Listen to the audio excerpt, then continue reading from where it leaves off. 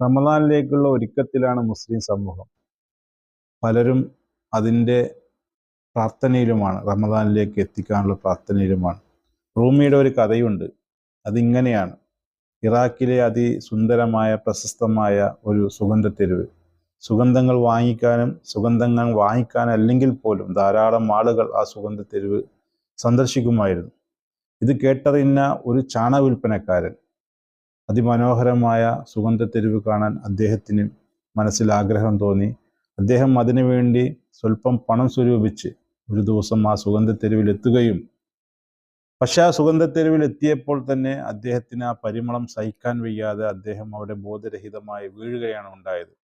അവിടെ കൂടിയിരുന്ന ആളുകൾ അദ്ദേഹത്തെ എഴുന്നേൽപ്പിക്കാൻ പല രീതിയിൽ ശ്രമിച്ചിട്ടും അദ്ദേഹം എഴുന്നേറ്റില്ല.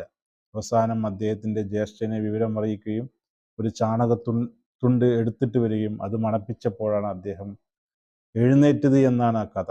റൂമി പറയുന്നത്, നമ്മൾ പലരും നമ്മൾ ആഗ്രഹിച്ച സാഹചര്യത്തിൽ എത്തിയിട്ട് പോലും സാഹചര്യത്തിൻ്റെ സമ്മർദ്ദം മൂലം നമ്മളും ബോധരഹിതമായി വീഴാറുണ്ട്. ഇതുപോലെ നമ്മൾ പലരുടെയും പ്രാർത്ഥനയാണ് റമദാനിലേക്ക് എത്തിക്കാൻ. പക്ഷെ റമദാനിലേക്ക് വർഷങ്ങളായിട്ട് നമ്മൾ എത്തിയിട്ടും ആ ചാണ വിൽപ്പനക്കാരെ പോലെ നമ്മുടെ മാറ്റങ്ങൾ എന്ന ആഗ്രഹം സഫലീകരിക്കാതെ നമ്മളും വീണു പോകാറുണ്ട്. ഈ റമദാനിലെങ്കിലും ആ ചാണ വിൽപ്പനക്കാരെ പോലെ നമ്മളും വീഴാതിരിക്കാൻ ശ്രമിക്കണം. നമ്മൾ ആഗ്രഹിച്ച മാറ്റങ്ങൾ നമ്മൾ ഈ റമദാനിലേക്ക് ഉണ്ടാക്കാൻ ശ്രമിക്കേണ്ടതുണ്ട്. എല്ലാവർക്കും നന്ദി, നമസ്കാരം.